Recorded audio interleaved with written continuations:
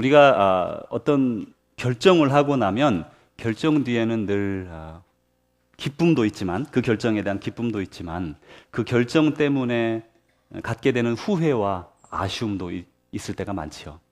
자동차를 하나 구입을 했다. 그러면 그 자동차 때문에 좋기도 하지만 그 다른 걸 살 걸, 이런 생각이 들기도 하고, 또 집을 하나 장만을 했다. 그러면 집을 장만한 후에 좋은 것도 많지만 이거 그 집이 더 좋은 것 같은데, 이런 생각이 사람에게 이렇게 들게 마련이라는 것이죠. 이건 우리 사람으로서 가지는 그냥 정상적인 그런 마음입니다. 어떤 한 부부께서 결혼을 했는데 마음에 이 남편이 참 난 그때 그 여자하고 결혼했으면 지금 참 더 행복할 텐데 라는 마음을 가지고 살고, 또 이 아내도 내가 그때 그 멋진 남자와 결혼을 했다면 지금 훨씬 더 행복할 텐데, 이렇게 수십 년을 살고 있는 어떤 한 분을 만나본 적이 있습니다. 혹시 여러분은 어느 편에 속하는지 모르겠습니다.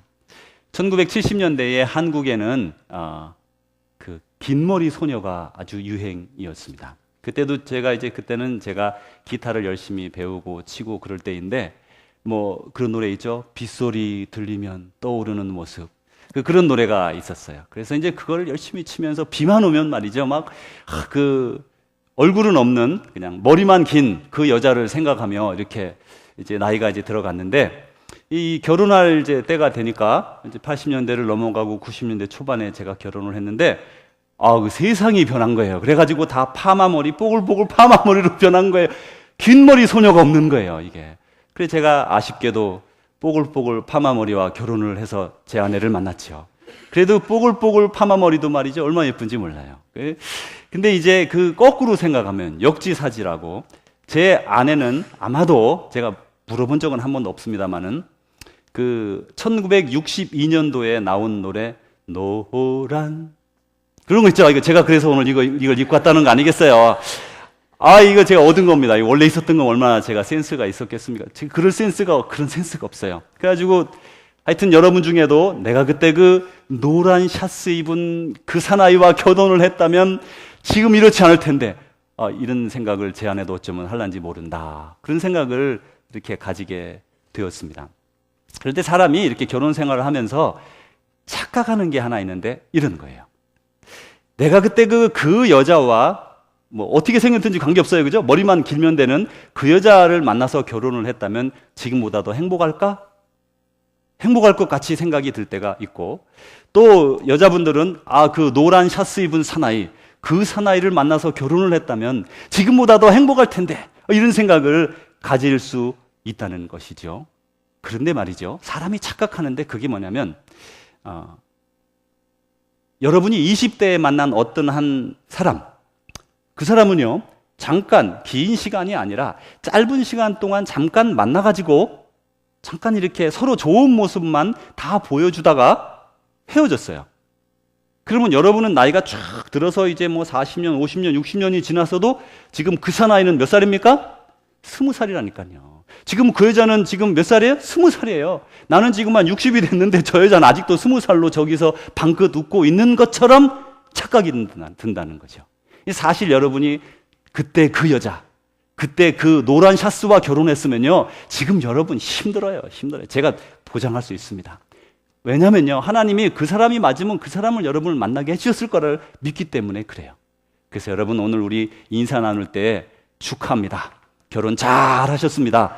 먼저 천국에 계신 분도 할 수 없는 거지. 그분은 지금 여러분 그분을 떠올리시면서 사랑하는 내 남편 천국에 잘 계시겠지, 내 아내 천국에 잘 있겠지, 그 기쁜 마음으로 오늘 이렇게 말씀을 나누려고 하는데, 우리 오늘 특별히 시작하기 전에 두 분 소개해 드릴 분이 있습니다. 소개하고 우리 같이 인사를 나누겠습니다.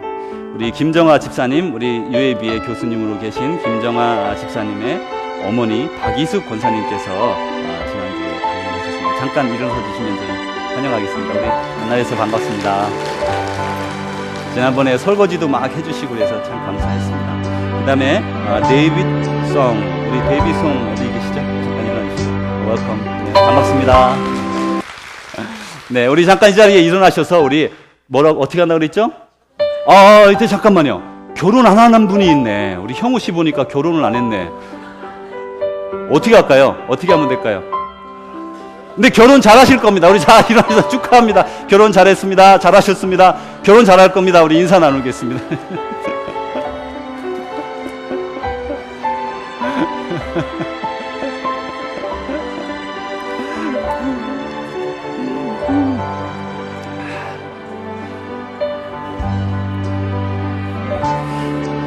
참 우리가 오늘 말씀 결혼한 부부관계에 관해서 이제 순서가 돼서 이렇게 말씀을 드리는데, 사실 이 말씀을 드릴 때마다 이제 예전에 먼저 천국에 사랑하는 남편인과 혹은 아내를 먼저 보낸 분들의 마음을 제가 이렇게 생각해 보게 돼요.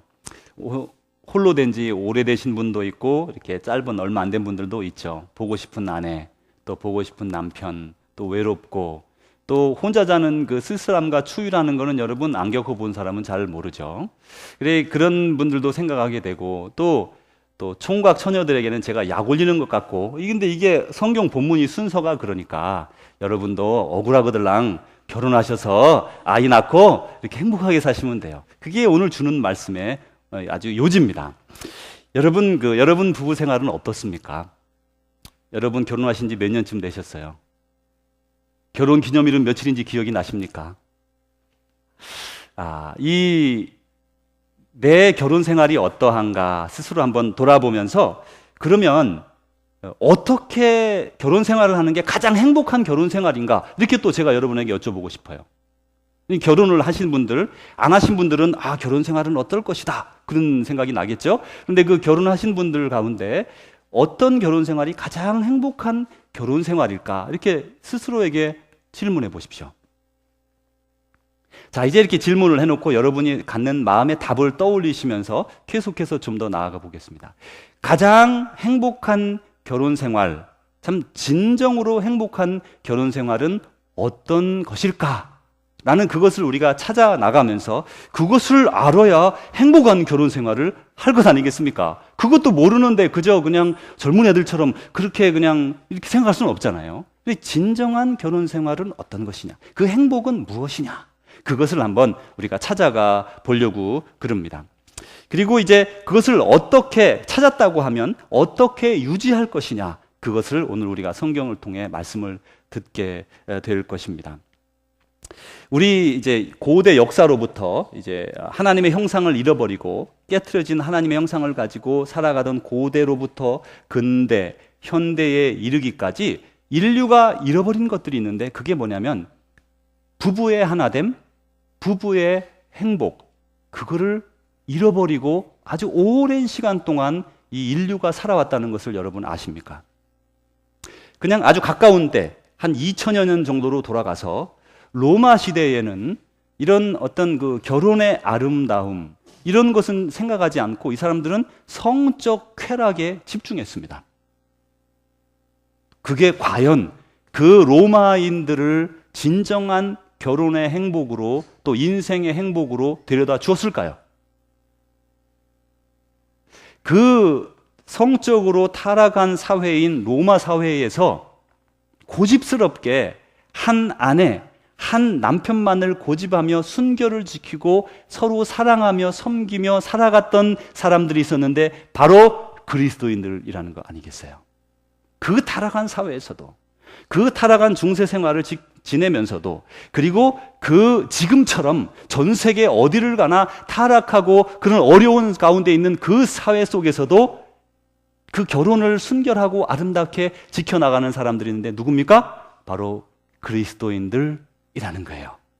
근데 우리 그리스도인들은 이렇게 아름다운 진정한 행복한 결혼을 이루어가고 만들어가는 그런 사람들이라는 것입니다.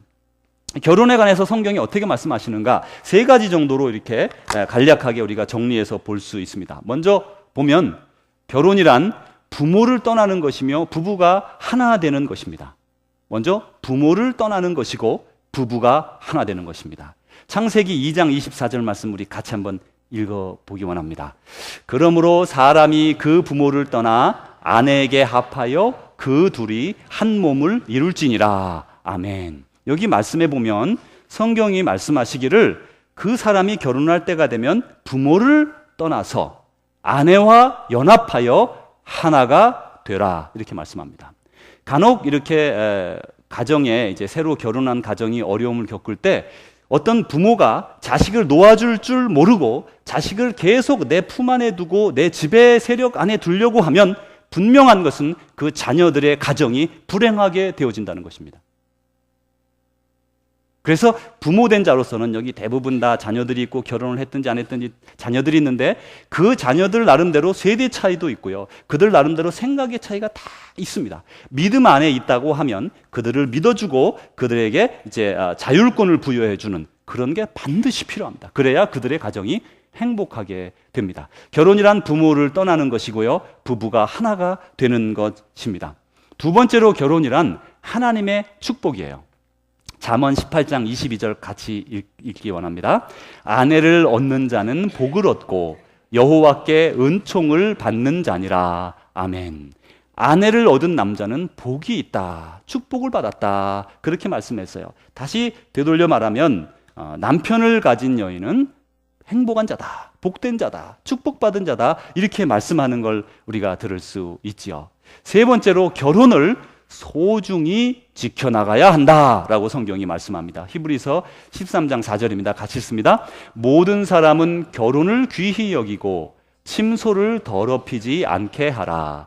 음행하는 자들과 간음하는 자들을 하나님이 심판하시리라. 아멘.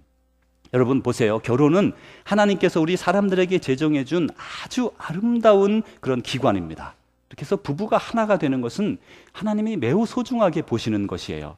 그래서 직접 우리에게 하나님이 말씀하시기를 모든 사람은 결혼을 귀하게 여겨라. 그리고 침소를 더럽히지 말라. 이렇게 말했어요. 이것은 우리에게 하나님께서 행복으로 선물로 주셨어요. 우리 모두 여러분들 많은 분들이 받은 것입니다. 마치 아담과 하와를 만들어서 에덴 동산 그 아름다운 그 낙원에 넣어 두셨죠. 그리고 에덴 동산에서 아담과 하와가 하나님의 말씀을 순종하지 아니함으로 쫓겨나가게 되고 처벌을 받게 되었습니다. 가정도 마찬가지예요. 하나님은 이런 복된 아름다운 낙원과 같은 가정을 저와 여러분에게 허락해 주셨는데 그것을 지키지 못하면 그것의 울타리를 벗어나서 여기 말씀하는 것처럼 음행하며 간음하면 그 축복에서 벗어나 버리고 쫓겨나 버리고 그리고 처벌을 받게 된다는 것이에요. 그래서 우리에게 주어진 이 아름다운 가정, 그것으로 말미암아 복을 받는데 그 복을 우리가 지켜나가야 한다라고 소중히 지켜나가야 한다고 말씀하고 있는 것이지요.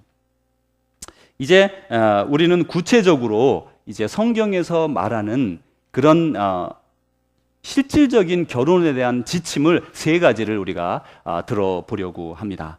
먼저 첫 번째로 아내들에게 말씀합니다. 아내 되시는 분들은 가만히 들어보시기 바랍니다. 아내들이여 자기 남편에게 복종하기를 주께 하듯 하라. 내용이 좀 시리어스한 걸 여러분들은 감지하셨을 겁니다. 뭐 그냥 복종하기도 좀 복종 그러니까 이게 기분이 영 안 드는데 막 순종이라고 뭐 했으면 더 좋을 텐데 또 복종이라고 했네 이렇게 생각이 들죠. 그런데 거기다가 다음에 뭐라 그랬어요? 누구한테 하듯 하랍니까? 주께 하듯 하라. 이 어려운 말씀을 우리에게 주신 것이에요. 여러분 보십시오. 이 우리가 주님을 사랑할 때 또 주님을 순종할 때 어떻게 순종합니까?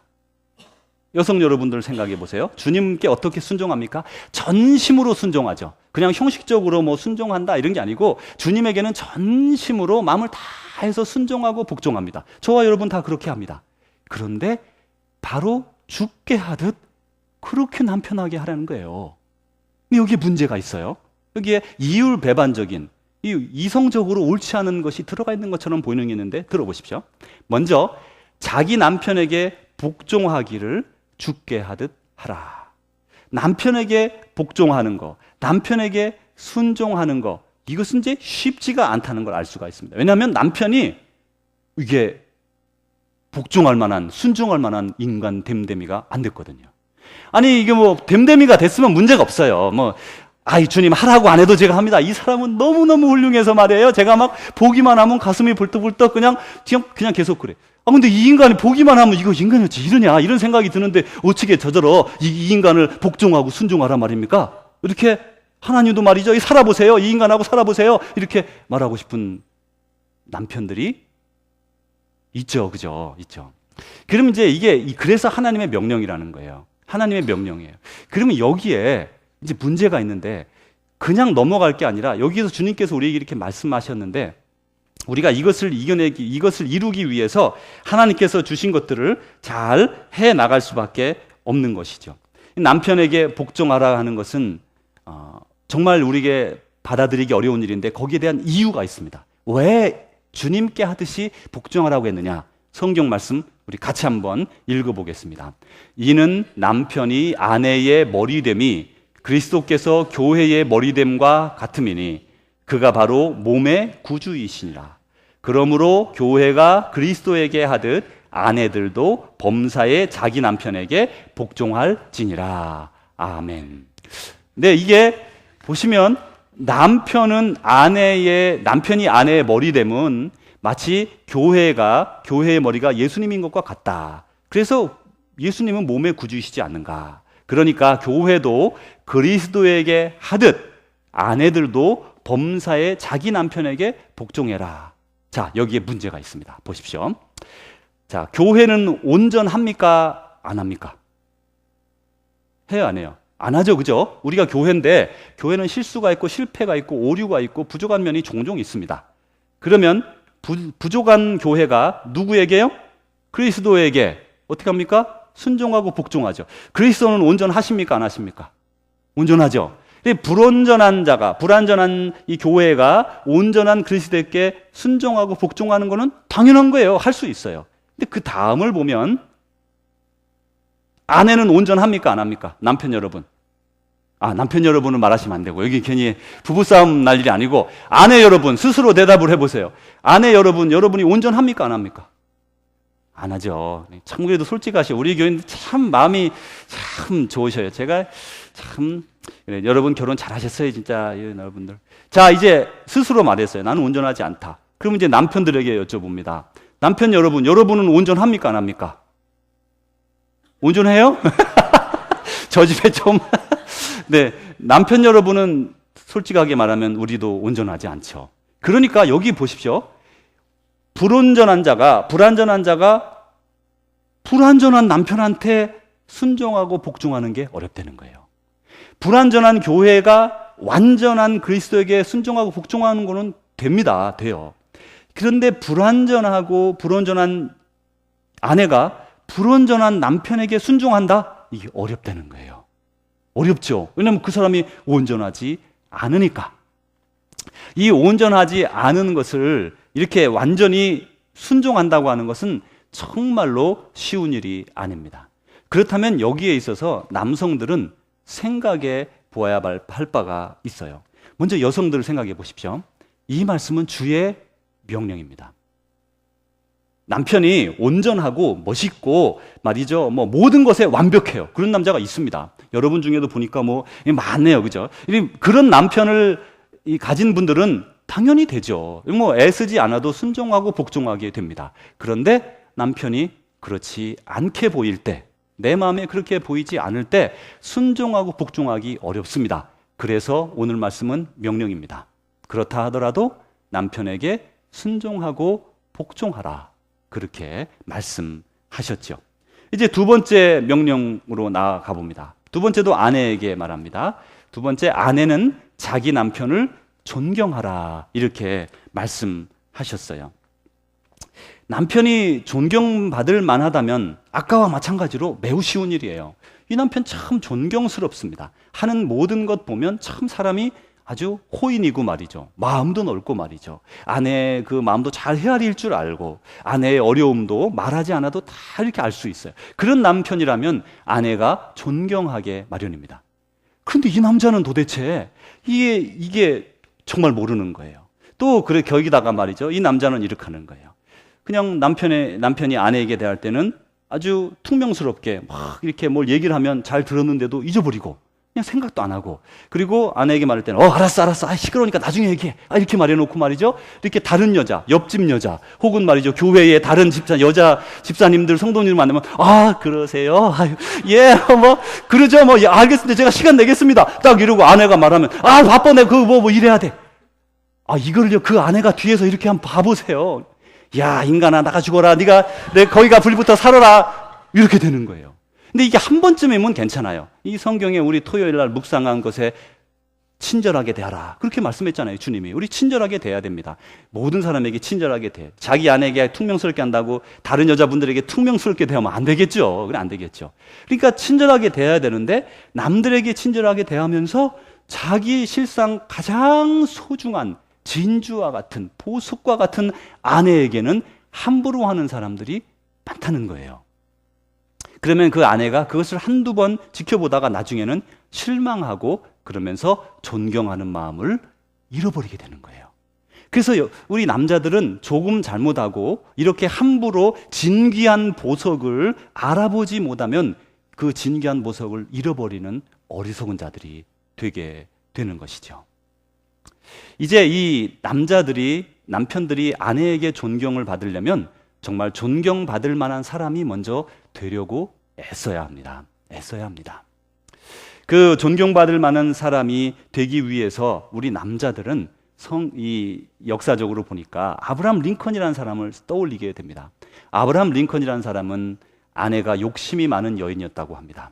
그래서 거기다가 이제 아내가 대가 세가지고요, 남편을 막 쥐고 흔들어서 남편이 막 힘들어하고 우울증까지 걸렸던 그런 전력을 가진 그 부인이에요. 그런데 이제 이 아브라함은 늘 이제 역사의 맥락 속에서 남군과 북군이, 그래서 노예 제도를 찬성하는 사람과 반대하는 사람들이 남북으로 나뉘어져서 막 그냥 싸우려고 하는 그런 기세등등한 때에 자기의 잘못된 결정이라면 자기의 결정으로 말미암아 사람들이 죽고 살 수 있는, 한두 사람이 아니라 한 나라가 절반으로 갈라질 수 있는 그런 위기에 서 있을 때 그는 하나님께 매어 달렸습니다. 전기에 보면 그는 늘 아침 일찍 그 집무실에 나아가서 무릎 꿇고 하나님께 2시간 이상씩 기도드리고 말씀을 읽었다고 그래요. 왜 그랬습니까? 위대함은 그 사람에게서 나온 게 아니에요. 위대함은 여러분 자신에게서 나오지 않습니다. 위대함은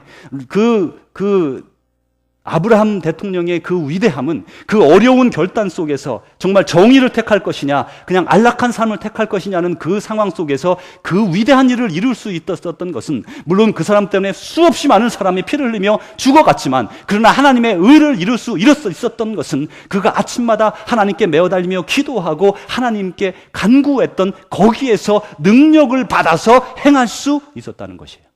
여러분도 마찬가지예요. 여러분 자신이 스스로 뭔가 위대하고 대단한 일을 할 수 있다고요? 그럴 수도 있겠죠. 그러나 진정으로 대단하고 위대한 일들은 주님께 기도할 때에 주께서 주시는 그 강력한 능력으로, 아무리 많은 사람이 피해를 받고 그리고 여러 가지 사망에 이르고 다리를 잃어버리고 말이죠, 팔을 잃어버리고 생명을 잃어버린다 할지라도 그것보다 더 소중한 하나님의 일을, 역사를 바로잡는 일을 감당할 수 있게 해주었던 것은 자기 자신의 의지가 아니라, 자기 자신의 노력이 아니라 하나님께서 그에게 부여해 주신 영적 능력을 가지고 이룰 수 있었다는 것이죠. 가정생활도 마찬가지예요. 여러분들이 가정생활을 할 때 여러분 나름대로 최선을 다하지 않는 남편은 제가 본 적이 없습니다. 논팽이라고 부르는 그런 사람도 있지만 그런 사람은 잘 없어요. 여러분 중에 누가 논팽이가 있습니까? 다 훌륭하고 나름대로 최선을 다해 가정을 세우려고 하는 거 제가 잘 알아요. 정말 잘 알아요. 그런데 내 생각대로 하면 이룰 수가 없는 거예요. 그러나 주님께 무릎 꿇고 기도하고, 하나님 저를 도와주십시오, 제가 이 가정을 어떻게 이끌고 나가야겠습니까? 그렇게 할 때에 여러분이 바로 세워지고 의를 행하고 사랑으로 나가고 인자로 나아가서 자연스럽게 아내의 존경과 존중을 얻을 수 있는 것이죠. 그래서 이제 여러분들이 아내의 존경을 얻기 위해서 애쓰고 수고해야 합니다. 이제 이 디모데전서 2장 8절에 보니까 이렇게 말씀했어요. 그러므로 각 처에서 남자들이 분노와 다툼 없이 거룩한 손을 들어 기도하기를 원하노라. 여러분 한국에 예전에 사실 때 또 한국에서 오신 분들도 있지만 남자들이 술 먹으면 뭐 합니까? 싸우죠, 그죠? 왜 싸우는지 모르지만 하여튼 술만 먹으면 서로 치고 막 싸우잖아요. 싸우지 말라. 분노하지 말고 싸우지 마라. 남자들이요, 분노하지 말고 싸우지 마라. 그리고 뭐 하라 그럽니까? 거룩한 손을 들어 기도하라. 기도하라. 그래야 가정을 세울 수 있는 것이에요. 그런 사람이 가정에서 존경을 받게 되는 것입니다. 이런 존경을 받는 가정이 행복한 가정이에요. 이제 남편이 신뢰를 잃으면 한 번, 두 번 자꾸 헛된 짓을 하고 기도하지 않고 마음대로 이렇게 행하고 함으로 해서 이제 가정의 아내의 신뢰를 잃어버리면 어떤 일이 발생하냐면요, 아내가 가정의 주도권을 가지게 됩니다. 뭐 그럴 수밖에 없지 않습니까? 리더십을 아내가 가지게 돼요. 그러면 그 가정의 리더십을 가진 아내가 여러분 행복할까요? 행복하지 않을까요? 행복할까요? 행복하지 않을까요? 행복하지 않습니다. 여성은 하나님께서 남성의 사랑을 연모하도록 만드셨어요. 내가 비록 그런 그 리더십을 어쩔 수 없이 그냥 남편이 그냥 헛된 짓을 하니까 할 수 없이 아내가 그것을 이어받아서 한다고 할지라도 그 여인이 행복하지 않아요. 그러면 그 집에 사는 남편은 행복할까요? 안 할까요? 행복하지 않습니다. 아무도 행복하지 않아요. 그래서 남성 여러분들이, 남편들이 리더십을 가지고 주님께 나아가 늘 기도하고 주님께 상의하고 모든 일을 결정하면 일이 틀어지지 않고 온전하게 되고 가정이 올바르게 세워지면서 가정도 복되게 될 뿐만 아니라 모든 가정의 식구들이 행복해지게 되는 것이지요. 이제 세 번째로는 남편들에게 말씀합니다. 첫 번째하고 두 번째는 아내에게 뭐라고 그랬어요? 남편에게 복종하라. 두 번째로는 남편을 존경하라. 이렇게 말씀했죠. 세 번째로 이제 남편에게 하는 말씀은 남편들아. 우리 같이 남편들 읽어보겠습니다. 아내 사랑하기를 그리스도께서 교회를 사랑하시고 그 교회를 위하여 자신을 주심같이 하라. 아멘. 이 내용이 긴데 이렇게 요약할 수 있어요. 아내 사랑하기를 예수님께서 교회를 사랑한 것처럼 그 교회를 위하여 자신을 주심같이 사랑하라. 이렇게 말씀했어요. 여러분, 예수님께서 교회를 사랑하실 때 에로스적인 사랑으로 사랑했을까요? 뭐 그러진 않겠죠. 뭐 정말 아가페적인 사랑으로 헌신적으로 자기의 피를 다 흘려가면서 생명을 내어주며 교회, 곧 우리를 사랑했습니다. 그런 것처럼 남편들은 아내를 사랑하되 에로스적인 사랑이 없을 수는 없지만 그것에 포커스를 두는 게 아니라 우리 포커스는 아가페적인 사랑, 아내를 잘 돌아보고 힘든 면은 없는가, 또 어려운 면은 없는가 잘 살펴보고 돌아보면서 아내를 이렇게 잘 이끌어주고 진정으로 내 생명을 다 바쳐 사랑하는 것이에요. 아내가 간혹은 사랑스럽지 않을 때도 있어요.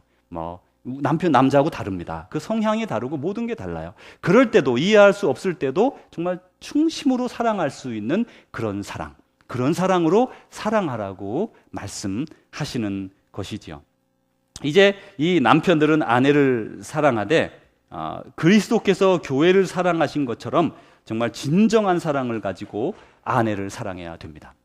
근데 가끔 우리가 이제 교회 생활을 하다 보면 그럴 때가 있는데, 제가 여기에는 그런 거에 대표격인데, 아내에게는 이렇게 말할 때 막 아내가 이제 무슨 얘기 막 하루에 있었던 얘기를 하잖아요. 그러면 그래, 알았어, 그래, 끊어 그러고 탁 전화를 끊죠. 그러다가 이제 어떤 집사님에게 탁 전화가 오면 그러세요? 네, 집사님 그러시군요. 네, 알겠습니다. 그리고 아주 유념해서 기억을 합니다. 근데 조금 전에 제 아내가 한 말은요, 하나도 기억이 없는 거예요. 그게 매우 중요한 일을 얘기를 했어요. 지금 그렇게 해서 꼭 해야 되는 얘기예요. 근데 기억이 안 나는 거예요. 그냥 헛되게 들은 거죠. 저만 그런 게 아니라 저를 쳐다보는 여러분들도 그런 거죠. 집에서 막 아내에게는 그냥 교회 올 때 투명스럽게 그래 알았어. 그리고 이렇게 탁 와서 다른 집사님들 탁 보면 집사님 예 알겠습니다. 이렇게 자기 모습을, 여성분들도 똑같아요. 여성분들도 보면 자기 남편에게는 그래 알았어 귀찮아 끊어 이러고는 그냥 다른 사람 대할 때는 아주 이렇게 공손하게 대하는 경우가 많아요. 이건 쌍방간에 고쳐야 될, 정말 우리가 고치면서 서로를 존경하고 존중하고 사랑해야 될 그런 모습인 걸 알 수가 있습니다. 이제 남편이 아내를 사랑하는데 사랑은 기술이다라고 에릭 프롬이라는 독일의 심리학자가, 아주 오래된 분입니다. 1900년대에 태어난 분이 말씀하셨어요. 이 분의 말씀에 의하면 사랑은 기술이라고 합니다. 그런데 네 가지가 필요한데, 첫째로는 훈련이 요구된다. 사랑하는 데는 내 멋대로 사랑하는 게 아니라 아내가 요구하는 것을 알아서 사랑해 줘야 되는 것이죠. 아내가 지금 무엇을 필요로 하는가를 알고 자세히 살피고 관심을 가지고 그렇게 해야 아내를 더 잘 사랑할 수가 있어요. 그래서 내가 좋은 방식으로 사랑하는 것은 아내에게 고통이 될 때가 많습니다. 그래서 아내가 정말 원하는 게 무엇인가 그것을 잘 살펴서 하기 위해서 훈련이 필요하다. 두 번째로는 정신을 집중해야 된다. 아내와 남편과의 관계에 있어서 대충 함부로 말하거나 쓸데없이 말하거나 이렇게 상대방의 마음에 상처를 주는 말을 함부로 하면 안 돼요. 뭐 하나 말을 해도 다른 사람에게 말할 때는 우리가 매우 조심합니다. 왜냐하면 그 한마디가 상처가 될 수 있고 또 내 인격을 보여주기 때문에 이렇게 말할 때 한마디 한마디 할 때도 조심하잖아요. 근데 자기 배우자에게 말할 때는 함부로 말해서 마음에 상처를 줄 때가 있는데 정신을 집중해서 이 배우자를 대해야 되죠. 세 번째로 인내가 필요합니다. 이 하루아침에 이루어지는 것이 아니기 때문에 늘 인내로서 계속해서 이렇게 서로를 섬겨야 되죠. 네 번째로는 사랑의 기술을 배우려는 최고조의 그런 관심이 필요해요. 난 사랑을 배워야 된다. 내가 어떻게 내 아내를 사랑하는지, 내 남편을 존경하고 사랑하는지 배워야 된다. 그것을 우리는 배워야 합니다. 제가 얼마 전에, 몇 해 전에, 어떤 한 분이 이제 외국으로 오랜만에 이렇게 두 분이 부부간에 여행을 가게 되셨어요. 그런데 이제 그때 저한테 이런 생각이 떠올랐습니다. 이 여자분을 좀 만나야 되겠다. 이제 여러분 오래간만에 열심히 일하다가 이제 간신히 휴가를 얻어가지고 부부간에 이제 같이 있는 시간을 마련하게 된 거죠. 근데 제가 그분을 왜 만나게 됐냐면 제가 한 오래전에 한 7, 8년쯤 더 오랜 전에 어떤 분들이 열심히 일을 하다가 이제 휴가를 내 가지고요. 이렇게 여행을 두 부부만 딱 갔습니다. 예쁜 사진도 많이 찍어오고 막 그렇게 했어요. 그리고 얼마 있다가 불과 2달도 채 되지 않아서 이혼했어요. 그래서 제가 그때 그 모습을 한번 본 이후로는 이거 두 분이 말없이 바쁘게 살다가 여행 가는 사람은 제가 꼭 도시락 싸들고 달리면서 만나가지고 얘기를 합니다. 왜냐하면 평소에는 따로 살아서 잘 모르지만 바쁘니까 얘기할 기회가 없었죠. 그러다가 시간을 내서 여행을 가는데 자기 식대로 하면 싸우거든요. 그게 불화가 돼서 그분들이 헤어지게 된 거예요. 그걸 제가 보면서 이제 그 여자분을 이제 오시라고 해서 이제 얘기 나누면서 제가 부탁이 있습니다. 이렇게 했어요. 어떤 부탁을 했는지 아세요? 여행을 가시거들랑 한 20일 가까이 가실 텐데 얼마나 깁니까 20일? 아침부터 저녁까지 눈 뜨고 눈 감을 때까지 서로 얼굴을 마주보고 살아야 되는데 좋은 일만 있을 수는 없다. 그러니까 모든 결정을 남편의 뜻에 따라 달라 부탁을 했어요. 제가 간절히 부탁합니다. 저를 봐서라도 남편 말씀대로 하시죠. 가시면요 길이 이렇게 있잖아요. 그러면 남편은 오른쪽 편 길로 가고 싶어 하고요. 부인은 왼쪽 길로 가고 싶을 때가 있어요. 이건 아무것도 아니죠. 여보 이리 갑시다. 그럼, 아니야 이리 가. 이리 가야 돼. 이러면서 싸우는 거예요. 아무것도 아니에요. 같은 길을 가는 거예요 지금요. 그래서 나 이제 이거부터 보고 저거 보자. 이러면 또 아니야 이거부터 봐야 돼. 이러면요 이게 사람의 생각이 조금씩 차이가 있어가지고 여행 가면 싸우기 십상입니다. 그래서 제가 그분에게 이런 예를 간단하게 말씀드리면서 꼭 남편 말대로 하시라고. 그래도 다 되니까, 그래도 세상이 끝이 안 나니까 남편이 하자는 대로 하라고. 그냥 이리 가자 그러면 저쪽으로 가고 싶어도 이리 가고, 저기부터 가고 싶었는데 여기부터 가자 그러면 여기부터 가고, 무조건 그러라고. 그래서 20일이 지났어요. 이분이 이제 얼굴이 이제 조금 색이 싹 변하시면서 알겠습니다. 그리고 가셨어요. 근데 그 20일 이후에 얼굴이 확 접혀서 돌아왔어요. 이 인생에 이렇게 즐거운 여행은 없었다는 거예요. 우리 둘이 하나가 돼가지고 예전에는 이렇게 안 그랬는데 그냥 다 하자는 대로 했대요. 다 하자는 대로. 짬뽕을 먹고 싶냐, 짜장면을 먹고 싶냐, 난 짬뽕 먹고 싶은데 당신 짬뽕 먹으면 어때? 그래 자기가 짬뽕을 먹었대요. 짜장면을 먹고 싶은데 막 그런 식으로 다 들어줬대요. 다 들어줬대. 그랬더니 남편이 너무 좋아하면서 얼마나 배려를 많이 하는지 나중에는 먼저 물어보더래요. 이제 당신 이리 갈까 저리 갈까? 이래 되더라는 거예요. 그래가지고 그 20일 이후에 그 이제 부인을 이제 만나가지고 막 기뻐하는 모습을 보고 이제 다른 기회에 그 남편분을 만나게 됐어요. 근데 그분이 영을 제가 다녀왔습니다. 이렇게 서로 얘기 나누는데 참 아내가 변했어요. 이러시더라고요. 순종하는 사람으로 변했다는 거예요. 이것은 여러분 이 성경의 가르침은 내 기호와 관계가 없어요. 왜냐하면 하나님은 우리보다 우리 자신을 더 잘 아시는 분입니다. 그래서 성경의 말씀대로 따르면 당장은 내가 왜 남편한테 복종해야 돼, 순종해야 돼, 이런 생각이 들지만 그 속에 하나님의 축복이 들어있는 걸 알 수가 있습니다. 이제 우리가 이제 동영상을 잠깐 볼 겁니다. 지난 주간에 부탁했는데 지금 한번 틀을 텐데 한번 보여주시죠.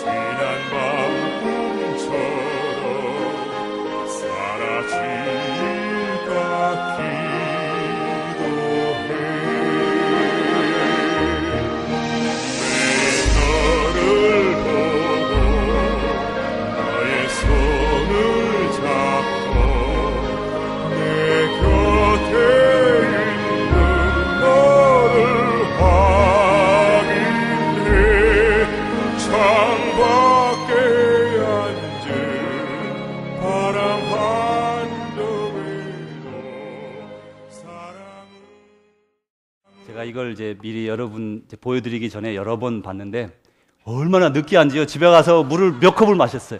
이게 가까이서 보면요, 근데 얼마나 아름다운지 몰라요. 이렇게 마치 낙원을 우리가 이 땅에서 경험한다면 바로 가정에서 이렇게 경험할 수 있을 거예요. 아침에 눈을 뜨면 아내가 옆에 자고 있고, 또 사랑하는 남편이 잠들어 있을 때 그 남편을 바라보며 참 행복을 느끼는 것처럼, 또 저녁에 하루 동안 수고하고 돌아와서 아내가 또 남편이 서로 만나서 함께 잠자리에 들 때 다시 낙원으로 돌아가는, 우리는 낙원에서 깨어서 낙원으로 돌아가는 그런 가정을 이룰 수 있습니다. 그것은 하나님이 저와 여러분에게 내려준 행복입니다. 사랑하는 성도 여러분, 주의 말씀에 따라 순종하고 또 존경하며 사랑하며 이처럼 아름다운 낙원과 같은 가정 이루시기를 주님의 이름으로 축복합니다. 기도하겠습니다. 하나님 아버지, 감사합니다. 오늘도 우리 가운데 깨달음을 주시고 돌아서게 하시고 또 새로이 시작할 수 있도록 용기를 주시니 감사합니다. 우리의 모든 식구들 가정이 낙원과 같이 변화되게 하시고 아침으로부터 저녁에 이르기까지 늘 낙원 같은 가정에서 살아가도록 축복하여 주옵소서. 하나님, 더불어 이 시간에 깨어진 가정, 힘든 가정, 어려운 가정, 서로 간에 신뢰가 깨어져서 사랑하기 어려운 가정이 이 자리에 있을 것입니다. 하나님, 그 마음을 다 녹여주시고 회복시켜주시고 다시금 하나 되게 하여 주셔서 이 땅에서 서로 간에 깊이 의지하며 하나님 나라 들어갈 때까지 손잡고 힘차게 걸어갈 수 있도록 축복하여 주옵소서. 하나님 아버지, 홀로 되어서 먼저 사랑하는 이를 천국에 보내신 이들을 축복합니다. 예수 그리스도를 신랑으로 삼고 예수 그리스도와 함께 정말 이 한 걸음 한 걸음 예수 그리스도가 살아가시는 것처럼 살아가는 삶을 살아가게 하시고, 또 먼저 떠나보낸 고인의 길을 우리가 그들이 참 살아가기를 소원했던 아름답고 멋진 인생의 길을 혼자지만 걸어갈 수 있도록 하나님 도와주시고 그분들과 늘 동행하여 주셔서 위로하시고 능력으로 더딥혀 주옵소서. 하나님 아버지, 아직 결혼하지 아니한 아니한 분들이 있습니다. 이분들 하나님께서 원하시는 좋은 배필을 그들에게 맺어주시고 그들의 인생이 참 결혼을 통해 더욱더 복되게 하시고 더 큰 축복의 자리로 나아가서 참 낙원에서 일어나 낙원으로 참 들어가는 그런 기쁨을 맛보게 하옵소서. 예수님 이름으로 기도하옵나이다. 아멘. 사랑하는 주의 제자 여러분, 주님께서 우리의 가정을 치유해 주시고 더 견고하게 해 주시고 더 기쁨과 은혜가 넘치는 장소로 바꾸어 주셨습니다. 성령님께서 하나 되게 하신 것을 힘써 지키시기 바랍니다. 남편들은 기도함으로 하나님께 늘 나아가시고 모든 가정일을 꾸려나갈 때에 주님 마음에 합한 자로 늘 살아가시기 바랍니다. 또 아내를 사랑하되 아내의 약한 면까지 사랑하셔서 가정에 자비로운 남편과 아버지가 되십시오. 아내된 분들은 남편의 부족한 면을 감싸주고 덮어주며 그를 존경하고 그에게 순종하여 참으로 복된 행복을 낙원과 같은 가정에서 누리시기 바랍니다. 주님께서 여러분의 가정에 축복하실 것입니다. 이제는 우리 구주 예수 그리스도의 은혜와 하나님의 사랑하심과 성령님의 교통하심이 오늘도 주께서 베풀어 주신 말씀을 들으며 회개하며 가정의 평화와 기쁨을 위해서 다시 한번 노력을 다짐하는 사랑하는 주의 백성들과 또한 사랑하는 우리 조국 대한민국과 사랑하는 이 땅 미국 땅과 전 세계 방방곡곡에 이혼의 위기에 있거나 부부가 깨어진 관계로 살아가며 고통 가운데 한 집에서 살고 있는 불쌍한 많은 사람들 위해 이제로부터 영원히 함께 하시기를 축원하옵나이다. 아멘.